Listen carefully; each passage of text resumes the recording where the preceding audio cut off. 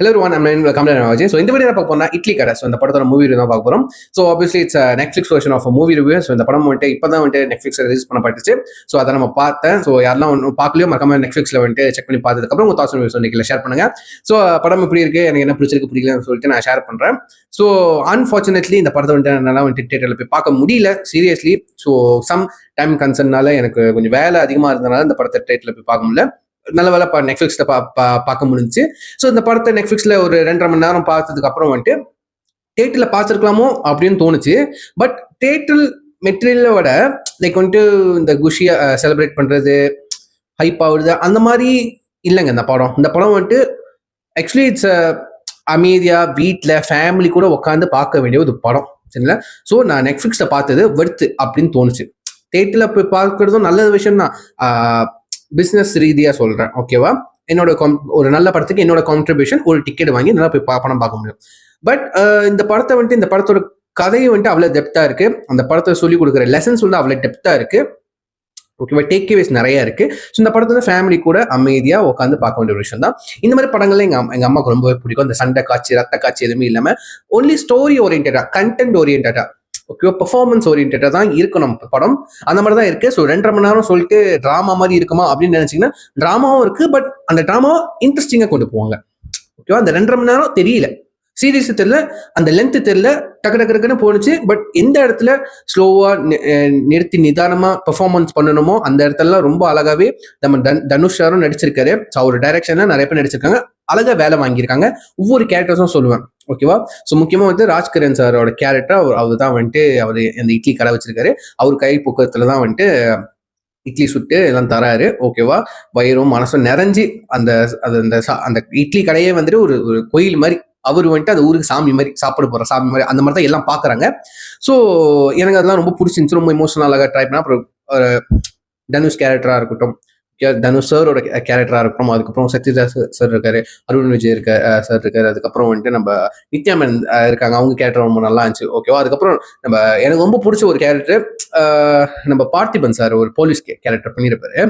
Like அது ஒரு மாதிரி நெகட்டிவ் ஷேடாவே இருக்கும் ஒரு கட்டத்துலாம். அதுக்கப்புறம் டக்குனு ஒரு பாசிட்டிவ் ஷேடுக்கு கொண்டு வந்தாங்க, ஓகேவா?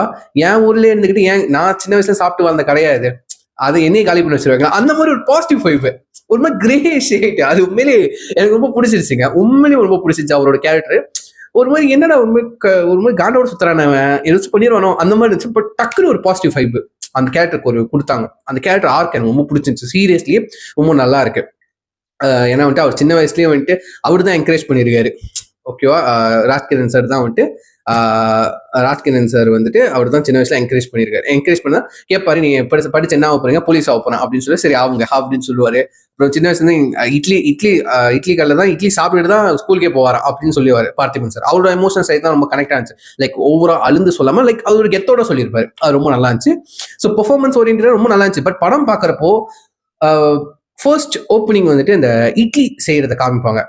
நம்ம தனுஷ் சார் வந்து நரேட் பண்ணுவாரு, ஓகேவா? அந்த 2 hours வந்து 2 மணி நேரம் அந்த இட்லி ஆட்டுக்கல் இல்லையா, அந்த மாவு அரைக்கணும்ல, அந்த பழைய மாதிரி. எனக்கு அது ரொம்ப பிடிக்குங்க. இப்போ வந்து டெக்னாலஜி வளர்ந்துருச்சு, ஓகேவா? இந்த மிஷின் வந்துருச்சு, பிளைண்டர் வந்துருச்சு, அரைக்கலாம் தேவையில்ல, டக்குன்னு 5 நிமிஷத்துல அரைச்சிட்டு கிளம்பிடலாம். அந்த மாதிரிலாம் அதெல்லாம் கைப்போக்கும் இல்லை, அதெல்லாம் ருசி கிடையாது, ஓகேவா? அந்த ஆட்டுக்கல்ல உட்காந்து அரைச்சு டைம் எடுத்து 2 hours அவளை நரேட் பண்ணுவார்ல. இந்த மாதிரி 6 மணிக்கு கடை திறக்கணும், நான் வந்துட்டு அவர் அப்பா வந்துட்டு 3 மணிக்கு எழுந்திருப்பாரு, அந்த மாதிரிலாம் கதை போவோம். அதுக்கப்புறம் அவன் ஏஞ்சி கிளம்பிட்டு அங்க வந்துட்டு மாவு தனுஷ் சின்ன வயசுல அவரு போயிருக்காரு, ஓகேவா? முருகன் அந்த கேரக்டர் பேசுறோம். முருகனும் அவங்க அப்பா கூட சேர்ந்து போய் பாப்பாரு 2 மணி நேரம் நிறுத்தாம அந்த ஆட்டுக்கள் அந்த மாவை அரைக்கிறதா இருக்கும். அப்புறம் இட்லி அதெல்லாம் ஷார்ட் ஃப்ரேமா விஷுவலா பார்க்கும்போது நம்மளுக்கே இந்த இட்லி மேல ஆசை வருது.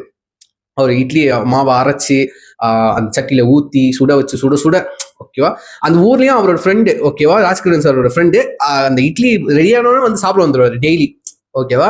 அந்த சாம்பார் சமைக்கிறத மெயினா அந்த இட்லியை வந்து இட்லிக்குன்னு ஒரு இன்டர்வியூ வச்சிருப்பாங்க. அது ரொம்ப நல்லா இருந்துச்சுங்க. எனக்கு இட்லி நான் சாப்பிடுவேன். பட் அந்த படத்துல பார்த்ததுக்கு அப்புறம் இட்லி மேல இருந்த ஒரு விஷயம் இருக்குல்ல, அது வந்துட்டு இப்படிப்பட்ட ஒரு சாப்பாடா அந்த மாதிரி லிட்டரலி எனக்கு நான் பார்த்தேன் அந்த சாப்பாடை. ஸோ அது ரொம்ப நல்ல சாப்பாடு கூட கனெக்ட் பண்ணுச்சு. ஒரு இட்லி ஹெல்த்தியான ஃபுட், அது எவ்வளவு ஹெல்த்தியான ஃபுட் அந்த மாதிரிலாம் காமிச்சாங்க, ரொம்ப நல்லா இருந்துச்சு. அது ரொம்ப எனக்கு ரொம்ப பிடிச்சிருந்துச்சு. அதுக்கப்புறம் நம்ம தனுஷ் சாருக்கும் நித்யாமனுக்கும் அந்த லவ் போர்ஷன் தான் எக்கச்சக்கமா அந்த மாதிரிலாம் இல்லை, அந்த இருந்த லவ் போர்ஷன் எனக்கு ரொம்ப பிடிச்சிருந்துச்சு. ரொம்ப கிஸ் பண்ணிக்கிட்டு கட்டிப்பிடிச்சு அந்த மாதிரி எதுவுமே இல்லாமல் ரொம்ப சட்டலாக இருந்துச்சு. கதைக்கு என்ன தேவையோ அந்த மாதிரி இருந்துச்சு. எனக்கு என்ன ஹாப்பினா வந்துட்டு கதையை ரொம்ப அழகாக கொண்டு போனாங்க. எமோஷனல் வைஸ் சொல்லிட்டு போட்டு அழுக வைக்கிறதும் அந்த மாதிரி ஓவரா இல்லாமல் அங்கங்கே சின்ன சின்ன காமெடி இருந்துச்சு.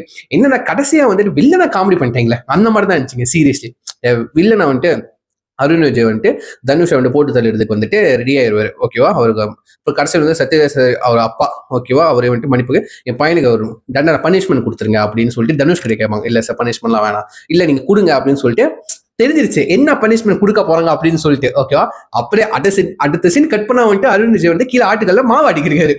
ஓகேவா, அது ஆட்டுக்கல்லா, அதை ஆட்டுக்கல்லா சொல்லுவாங்க எனக்கு எக்ஸாக்டா சாரி தெரியல.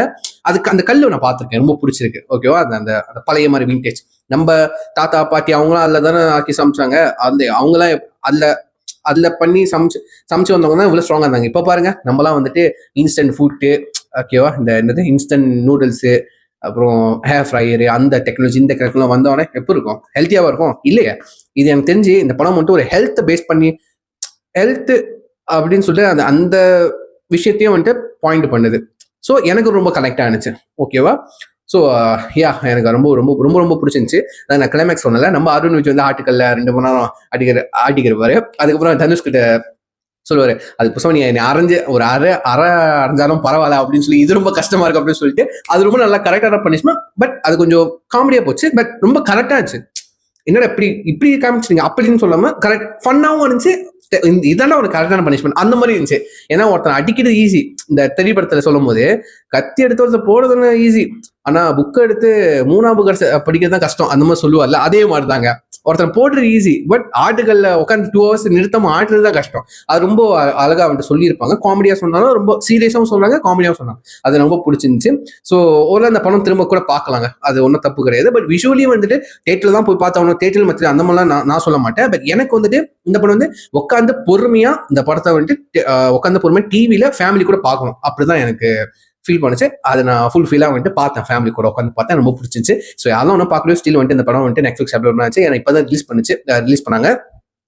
எல்லாம் ஒன்று பார்க்கல, மறக்காம பார்த்ததுக்கு அப்புறம் உங்க தாட்ஸ் ரிவ்யூஸ் வந்து கீழே ஷேர் பண்ண பார்த்துருக்கேன். ஸோ சொல்லி வீடியோ முடிச்சுக்கிறேன். Next time family take care, பாய்.